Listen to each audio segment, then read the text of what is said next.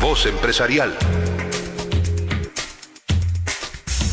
Son las 6 de la mañana con 33 minutos y también me da mucho gusto saludar a Jesús Seade. Él es vicerrector de la Universidad Lingang de Hong Kong, ex embajador de México y exfuncionario de la OMC y del Fondo Monetario Internacional. La verdad es que es un personaje de muy alto nivel y bueno, él nos viene a platicar en su carácter de vicerrector, pero podríamos pasarnos yo creo que unas 2 horas aquí hablando del mundo, de lo que está ocurriendo con Asia, que es el fenómeno económico y social más importante en la historia de la humanidad y por lo pronto que marcará y está marcando el siglo XXI. Doctor, ¿cómo está? Buenos días. Buenos días, no he desayunado, o sea que 2 horas es difícil. Exactamente. Platiquemos un poco qué es lo que vienes a hacer específicamente en esta visita y luego si nos da tiempo pues platicamos del panorama global que está realmente muy interesante lo que está ocurriendo actualmente en el mundo con todas las coyunturas y cómo va surgiendo Asia, pero primero lo primero. Sí. Muchas gracias, Rodrigo, encantado de estar contigo aquí. Lo que me trae es asuntos universitarios, de cooperación con universidades de México, en particular intercambio de estudiantes, pero también intercambio de información, de investigación, profesorados y demás. Pero estudiantes es lo que es más concreto, más constante.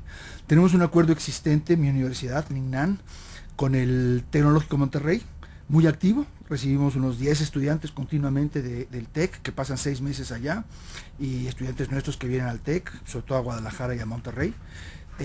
Y para estudiantes para los cuales unos y otros es algo que les cambia la vida, ¿no? Es algo absolutamente fundamental. Y estoy el lunes firmando con la distinguida directora general del Politécnico, del IPN, un acuerdo nuevo con el Politécnico que me llena de gran satisfacción. Y ayer tuve una reunión muy provechosa con el distinguido rector del ITAM, que espero también nos lleve en este camino, el doctor Arturo Fernández. Entonces estamos ocupados. Es un terreno muy muy importante, yo pienso, para México. Yo pienso siempre pues como mexicano, estoy allá como vicerrector de China, pero como mexicano es algo muy importante porque contribuye a estrechar lazos, a conocerse mejor, a crear amigos. Los estudiantes que van a China y los estudiantes chinos que vienen acá se convierten en amigos profundos unos de otros de los países y contribuyen mucho a mejorar el conocimiento mutuo y la buena fe. ¿Qué tanto percibes que hay interés y se ha ido transformando? Porque justo este ascenso económico de China que no tiene ningún paralelo, yo me acuerdo que leí alguna vez este libro de Henry Kissinger, La diplomacia, y decía, bueno, pues cuando se unificó Alemania a finales del siglo XIX fue el fenómeno más importante que marcó el siglo XX. Dice, todo eso es pequeño comparado con lo que estamos viendo en cuanto a China.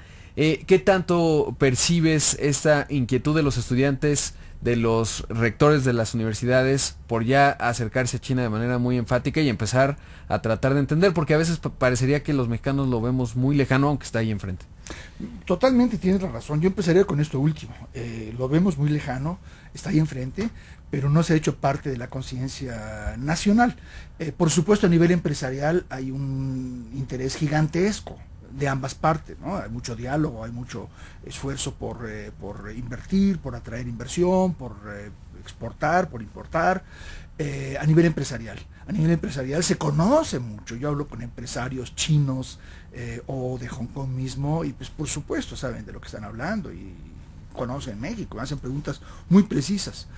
Pero te pones a observar el mapa académico y es increíble que no existe un solo programa, ya sea una licenciatura, una maestría, un diplomado, en todo Hong Kong, y tenemos 10 universidades, uno solo, sobre América Latina, ya no digamos México. Un solo curso dedicado, hay cursitos muy aislados, muy particulares, hay muy poco conocimiento. Y en México yo creo que hay más hacia China, pero tampoco tan bueno. Los estudiantes que vienen y que van, por supuesto, saben a dónde van y regresan, sobre todo, sabiendo a dónde fueron. Encantados. Pero es una gota en el océano. Tenemos que hacer mucho más. Claro, porque ¿qué papel observas tú que finalmente, más allá de que nos tengan en el mapa o no y que nosotros los tengamos en el mapa ellos, qué papel va a jugar en nuestro país en este fenómeno, ¿no? Porque finalmente el otro día veía justo una reunión con empresarios chinos y decían, en la estrategia de internacionalización de China, México es un país clave por la posición geográfica que tenemos, por la bisagra que podemos ser entre Norteamérica y América Latina, etcétera, y por las capacidades que hay en México. Bueno, esa posición clave de México es casi una obligación histórica, ¿verdad? O sea, China, como decías muy bien al principio del programa, es el mayor cambio que está teniendo la humanidad, por lo menos en nuestras vidas, y probablemente mucho más el último siglo. Quizás es algo tan importante como los eventos de mayor envergadura de los últimos 100 años. Y México es un país muy importante, estratégicamente colocado, pero no solamente eso, es un país de gran tamaño geográfico, poblacional, cultural. Es un país que ha sido una potencia cultural, una potencia diplomática, un país emergente económico, muy influyente, lo cual nos ha llenado de orgullo toda la vida. Sin embargo, hemos perdido posición mucho en los últimos 20 años. A nivel internacional hemos perdido posición, y en particular hacia China. Yo pienso que ha sido un poco lamentable, que ha habido un distanciamiento muy grande, ha habido una política, no solo política, una falta de política, una falta de estrategia, que nos ha llevado a, no sé, a querer desinventar China, a querer pensar que mejor no exista, ¿no? Porque es un problema, ¿no? Que claro, nosotros tenemos el TLC, no necesitamos a China. Y ha sido un poco como querer parar el viento con la mano, y pues la mano no es tan grande, ¿no? Yo veo claramente que el gobierno, ya desde ahora, y ciertamente me da la impresión, el gobierno entrante, que hay una filosofía diferente. Yo creo que se le está empezando a dar una mucho mayor importancia a China. Acabamos de tener por allá en Hong Kong y en China una delegación muy importante, muy amplia de empresarios. Empieza a haber más esfuerzos, y yo creo que las cosas van cambiando.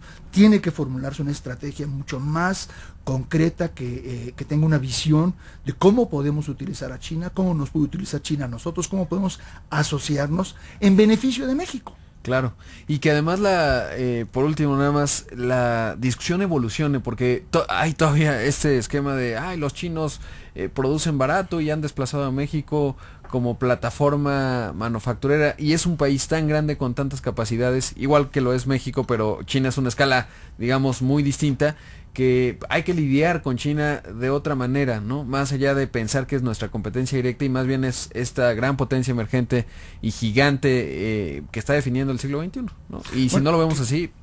Claro, tienes toda la razón, pero lo que hay que hacer, todo lo que dijiste es correcto, es cierto. China ha sido un productor fantásticamente eficiente. Me acabo de comprar un suéter precioso por $5 de Estados Unidos. Hay una tienda normal en Hong Kong, ¿no? Es una cosa espectacular, pero lo que hay que hacer es asociarse con ellos. China no es solamente un productor barato. China ha acumulado unas reservas fantásticas, ¿no? 3.500 millones de dólares, ¿no? Billones en español. Exacto. Y eso los obliga, no solamente el tener las reservas, sino el hecho de que han acumulado eso ha sido porque no han tenido forma de utilizar mejor su dinero, ¿no? Su superávit. Eso los obliga a ir hacia afuera. Están queriendo ir hacia afuera, pero no se acaban de entender. Hay diferencias entre la filosofía del empresario chino, que quiere invertir con control, y el empresario nuestro, que correctamente quiere invertir con coinversionistas, pero sin perder control. Hay que ser más creativos, hay que saber cómo se piensa, qué ofrecen los marcos legales, y buscar asociarse. La ventaja comparativa de China en precios se va erosionando, y se va a erosionar más. Los precios tienen que ir hacia el alza en China. La migración gigantesca que han tenido de las provincias remotas en el oeste hacia las zonas costeras en el sur y en el este, a precios prácticamente de cero, ¿no? O sea, muy bajos, trabajo muy barato, se les va acabando. Esa migración ya empieza a ser un poco más difícil, ya empieza a haber cuellos de botella laborales en China. Las curvas de costos laborales de China y de México, muchos dicen que ya se han cruzado. O sea, ya hablas con empresarios chinos o mexicanos, y ya te dicen, no, lo que yo estaba haciendo allá, ya no lo voy a hacer allá, voy a ver si me asocio con alguien, pero ya lo voy a hacer aquí en México. Entonces hay que asociarse, más que pensar en una competencia cruda. Pues ahí queda el mensaje. Doctor Jesús Seade, vicerrector de la Universidad Lingang de Hong Kong, ex embajador de México y exfuncionario de la OMS y el FMI, muchísimas gracias por estar con nosotros, y estaremos muy atentos justo a toda esta discusión, ir evolucionándola y reflexionando, y bueno, pues que se celebren muchos acuerdos con las universidades mexicanas. Gracias, Rodrigo, un placer.